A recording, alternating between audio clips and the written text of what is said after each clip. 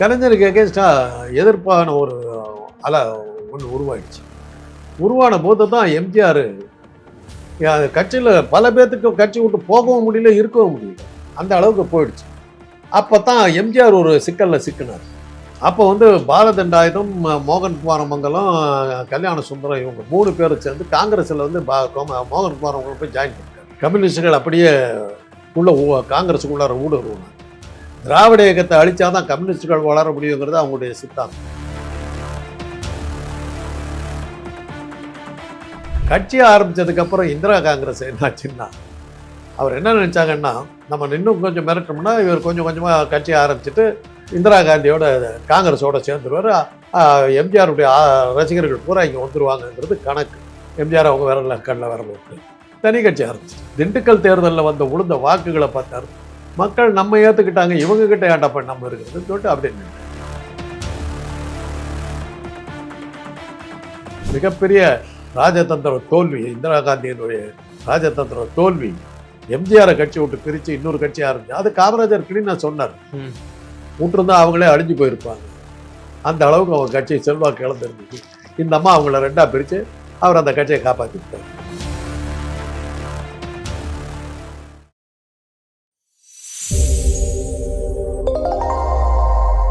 Sir வணக்கம். Sir, நீங்க கிட்டத்தட்ட ஒரு 50-60 ஆண்டுகள்லாம் நீங்க அரசியல் பொது வாழ்க்கைக்கு சொந்தக்காரர். உங்களுடைய சகோதரரே எம்ஜிஆர் அவரோட அமைச்சரவையில் சபாநாயகராகவும் இருந்தவர், அமைச்சராகவும் இருந்தவர். கலைஞர் மற்றும் திரு எம்ஜிஆர் இருவருக்கும் இடையே அந்த மோதல், அந்த சர்ச்சை எங்கிருந்து அது துவங்கியது? ஏன் அனைத்து இந்திய அண்ணா திராவிட முன்னேற்ற கழகம் என்ற ஒரு கட்சியை, புது கட்சியை துவங்க வேண்டும் என்ற ஒரு எதனால் ஏற்பட்டது அந்த ஒரு புது கட்சி துவங்கணும்? 67 ஆட்சிக்கு வந்துட்டாங்க அண்ணாவுடைய தலைமையில். அது எதிர்பாராத விதமாக அண்ணா மரணிச்சிட்டார், இல்லாமல் போயிட்டார். இல்லாமல் போன போது அன்னைக்கு ஒரு தலைமை பதவிக்கு பெரிய தகராறு நடந்தது. அன்னைக்கு நான் நிறைய தடவை சொன்ன மாதிரி அச்சு ஊடகங்கள் தான், அச்சு ஊடகங்கள் பூராவுமே 3%காரர்கள். தினத்தந்திங்கிற ஒரு பத்திரிகையை தவிர மற்ற எல்லாமே அவங்க கையில் தான். வார பத்திரிகை ஆகட்டும், தினசரி ஆகட்டும், எல்லாமே ஆங்கில பத்திரிகை ஆகட்டும், எல்லாமே அந்த 3% அவங்க வச்சது தான் சட்டம், அவங்க கொடுக்கறதா. தினத்தந்தியும் அப்போ திமுகவுக்கு ஆதரவா இல்லை. ஏன்னா அவங்களே ஒரு கட்சி ஆரம்பிச்சு அவங்க தன்னை பெருசாக்குறதுக்கு ஆதித்யநாத் முயற்சி பண்ணிட்டு இருந்தாங்க. நாம் தமிழர் ஒரு கட்சியை வச்சுக்கிட்டு இருந்தாங்க. அதனால அவங்களும் சேர்ந்து திராவிட இயக்கத்துக்கு எதிராக தான் நின்றாங்க. எந்த அளவுக்கு கேவலப்படுத்துவாங்கன்னா, அண்ணா பேசுறதுக்காக ஒரு கூட்டம் அரேஞ்ச் பண்ணியிருப்பாங்க, அதில் மற்றவங்களும் பேசியிருப்பாங்க. அந்த செய்தி எப்படி வரும்னா, மற்றவங்க பேசுனதெல்லாம் கால் பற்றி எல்லாம் ஏதோ பெருசாக போட்டு அண்ணாதுரை ஆல்சோ ஸ்போக் அப்படின்னு. பெரியாரை ஒரு மறந்தாப்படி கூட யாரும் உபயோகப்படுத்த மாட்டாங்க, போட மாட்டாங்க. ஒரு வார பத்திரிக்கை, அந்த பத்திரிக்கை பெரியாரை எவ்வளவு கேவலப்படுத்தி எழுத முடியுமோ எழுது. ஏன்னா அவங்க அதை ஆசிரியர், அதனுடைய ஓனர் நான் பிராமின், 3% இல்லை, பதிப்பாளர் 3%. ஓகே. அதனால அவங்க அதை படிக்கிறவங்க அவங்கிறதுக்காக நம்ம கேள்விப்படாத மொழியில எல்லாம் வருங்க. அப்போ நம்ம வீட்டுல அண்ணன் மனைவி அண்ணின்னு தான் கூடுவோம், இவங்க மன்னின்னு. அது அந்த அவங்க வீடே அந்த மொழியே வேற, சமஸ்கிருதத்தோட கலந்து. அந்த மொழியை அந்த 3%கார மொழியே வேற. கத்திரிக்காய் கொச்சு, பாகற்காய் பிட்ல, அதெல்லாம் என்னன்னு நமக்கு தெரியாது. இது மாதிரி காலத்துல ஒரு ஊடகத்தினுடைய ஒரு சப்போர்ட்டும் இல்லாம மேல வந்தவங்க திராவிட இயக்கம். அந்த டைம்ல எம்ஜிஆர் பத்திரிகைகள் நல்லா 71ல் திமுக அழிஞ்சதுங்கிற அளவுக்கு கருத்து கணிப்பெல்லாம் போட்டு ஊடகங்கள் இப்படித்தான் டேமேஜ் பண்ணது கிடையாது. என்னன்னாக்கா, திராவிட கழகம் நடத்தின மாநாட்டுல ராமாயண காட்சிகளை போட்டு இந்துக்களை புண்படுத்திட்டாங்க. அன்னைக்கே இது வந்துருச்சு. 71லயே இதுதான் தேர்தல் மிக முக்கியமா இல்லஸ்ட்ரேட்டட் வீக்லிங்கிற அகில இந்திய பத்திரிகை ஒரு ஸ்பெஷல் எடிஷன் போட்டுச்சு. திராவிட இயக்கம் எப்படி ராமனையும் இந்து கடவுளையும் கேவலப்படுத்தினாங்கன்னு ஒரு ஸ்பெஷல் எடிஷன் போட்டாங்க. அதை வச்சுக்கிட்டு ராஜாஜியும் இப்போ காமராஜரும் எல்லாம் ஒன்றா சேர்ந்துட்டாங்க. அப்போ தான் இந்த ஒரு ஆள் சோகர், ஒரு ஆசாமி, பெரிய ஒரு கூட்டம் ஒன்று போட்டார். பீச்சே ரொம்ப ஒழிஞ்சிருச்சு. அதெல்லாம் பார்த்துட்டு கருத்து கணிப்பு போட்டாங்க. 67 திமுக அழிந்தது அப்படின்ட்டாங்க, 71 அழிந்ததுன்ட்டாங்க. எந்த அளவுக்கு மோசமா போச்சுன்னா நான் சொல்லியிருக்கிறேன். சீஃப் செக்ரட்டரி அந்த ராயப்பா அவரே அந்த கருத்து கணிப்பை நம்பிட்டார். ஓ நம்பிட்டு வாக்கு எண்ணிக்கை ஆரம்பிச்ச உடனே அவதியா போய் காமராஜரை பார்த்து பதவியேற்பு என்னைக்கு வச்சுக்கலாம், எந்த மண்டபத்தில் வச்சுக்கலாம் சொன்னீங்கன்னா நான் அரேஞ்ச் பண்றேன்னு சொல்லிட்டு கவுண்டிங் ஆரம்பிச்ச உடனே போயிட்டார். 12 1 மணிக்கு கதை கந்தலாகி போச்சு.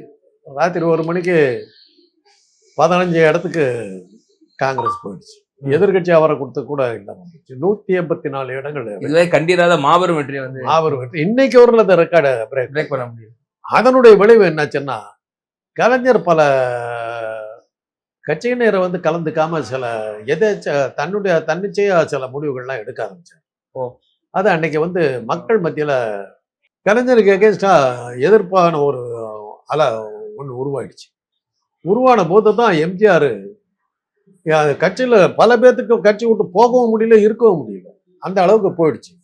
அப்பதான் எம்ஜிஆர் ஒரு சிக்கல்ல சிக்கினார்.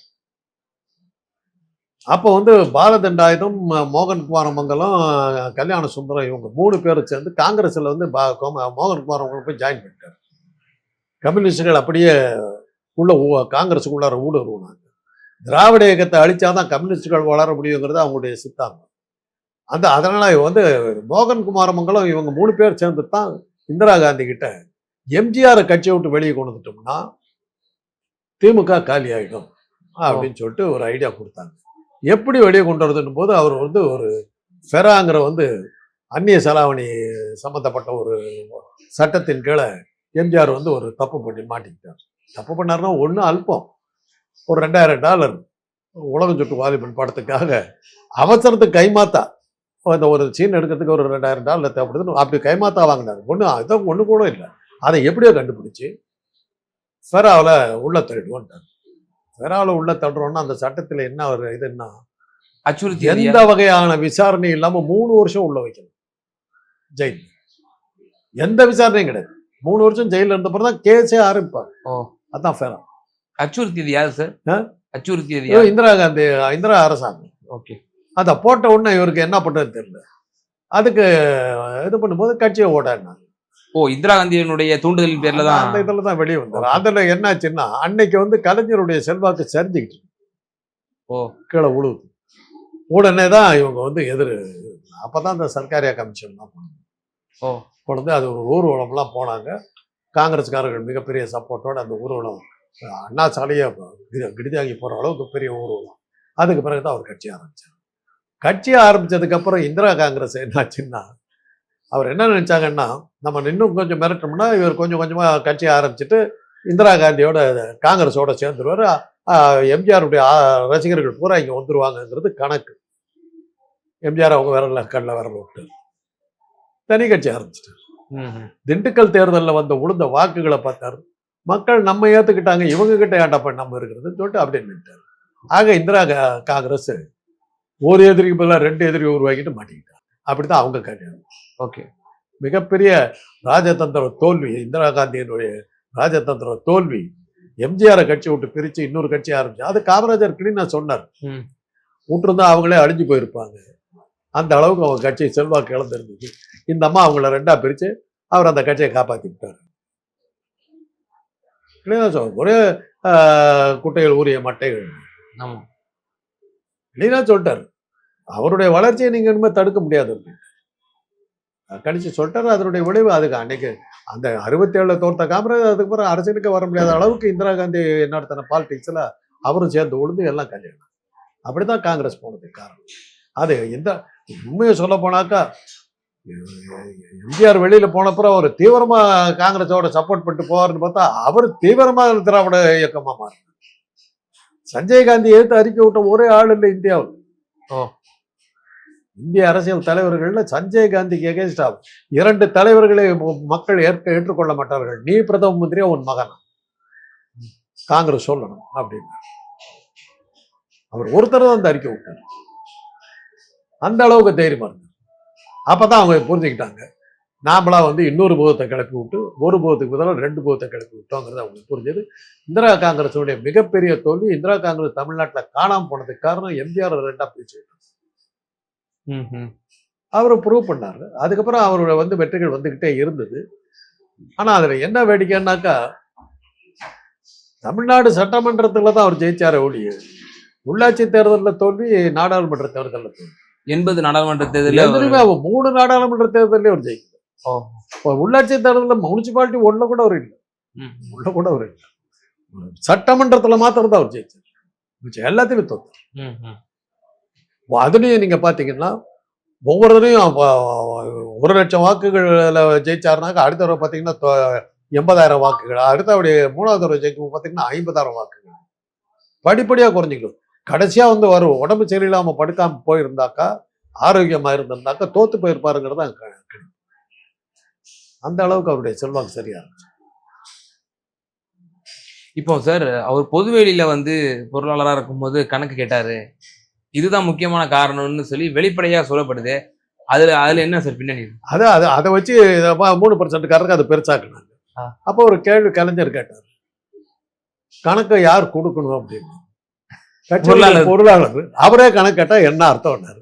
அன்னைக்கு இந்த 3% சாமர்த்தியமா அந்த கேள்வி மறைச்சு போடுது இது பண்ணிட்டாங்க. பண்ணி ஊழல்னாவே திமுகங்கிற மாதிரி எல்லாம் கிரியேட் பண்ணாங்க.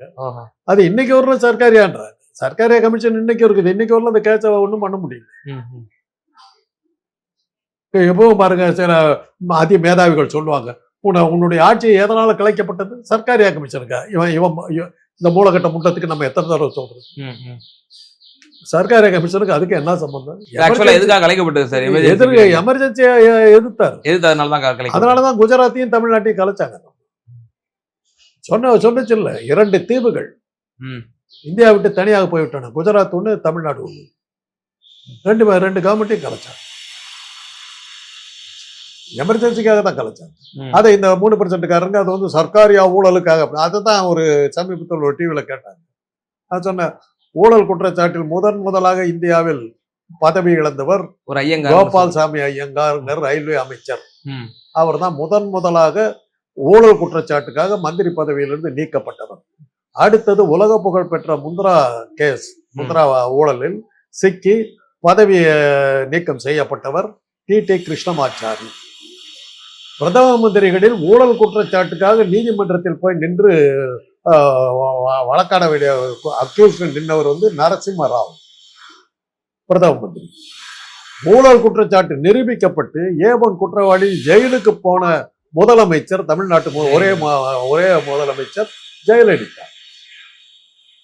இவங்க வந்து மற்றவங்களை வந்து சர்க்காரியா கமிஷன், இதெல்லாம் எந்த கமிஷன் தான் வந்து 3%காரருக்கு 10 கேட்குறோம். இத்தனை பேரும் ஆளு உலக புகழ் பெற்றவங்க, நிரூபிக்கப்பட்டு உள்ள போனவங்க. சர்க்காரி கமிஷன்ல என்னத்தை நிரூபிச்சு 2G போட்ட என்னாச்சு?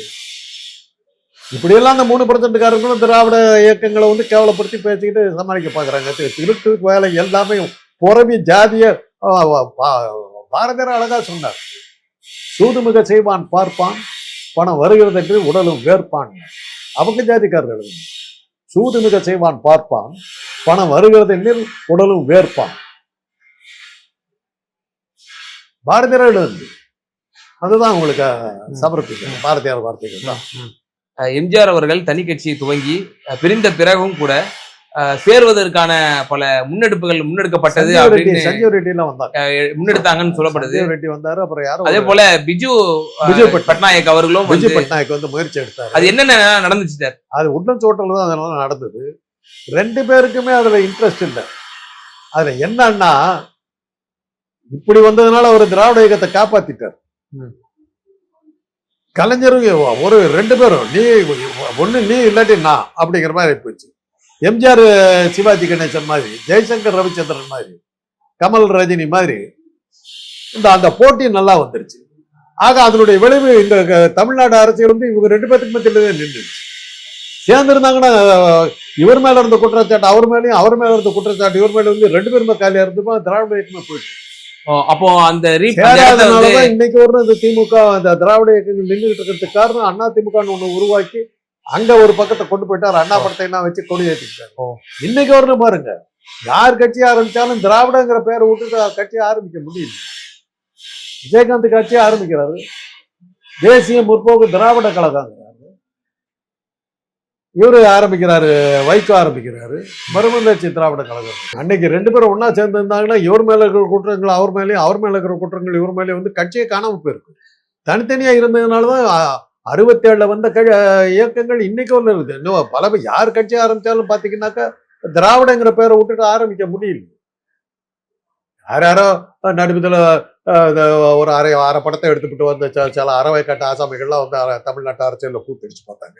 எங்க அவங்க எல்லாம் திமுகவை அழித்து விட்டு தான் மறுவேளை பார்ப்பேன்னு சொன்ன ஒரு தலைமை கிடையாது. யார் சொல்லல?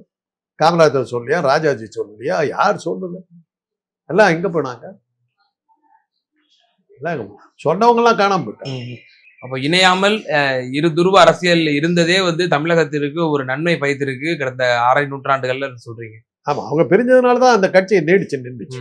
திராவிட இயக்கங்கள் வந்து தொடர்ந்ததுக்கு காரணம் அந்த பிரிவு தான். எம்ஜிஆர் ஒரு பக்கம் கட்சியை தூக்கிட்டு போயிட்டார், கலைஞர் ஒரு பக்கம் கட்சியை தூக்கிட்டு போயிட்டார். ஆகிற மக்கள் ரெண்டா பிரிஞ்சாங்க. ரெண்டு பேருமே திராவிடம்.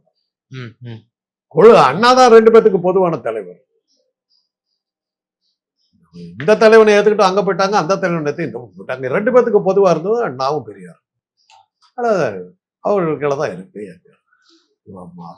3% பத்திரிகை வச்சு டிஜிட்டல்ல வச்சு என்னென்ன பண்ணி ஒண்ணும் நடக்கல. அவ்வளவு ஒண்ணும் பண்ண முடியும். சொல்ல போனா அவங்களும் வந்து சேர்ந்துல ஒட்டிக்கிறது பாருங்க. ஓகே சார், நிச்சயமா திமுகவிலிருந்து அதிமுக பிரிவதற்கான காரணங்கள் மற்றும் எம்ஜிஆர் மற்றும் கலைஞர் அவருடைய ஏற்பட்டிருந்த அந்த முரண்பாடு, இந்திரா காந்தியினுடைய அந்த இன்ஃப்ளூயன்ஸ், இது சம்பந்தமா வரலாற்று பூர்வமா உங்களுடைய அனுபவத்தை எங்கள்கிட்ட பகிர்ந்திக்க ரொம்ப நன்றி சார். நமது தமிழ் நியூஸ் சேனலில் உங்களது பொருட்களை வெறும் 500 ரூபாயில் விளம்பரம் செய்ய வேண்டுமா? தொடர்புக்கு 7806942275 தொடர்பு கொள்ளுங்கள்.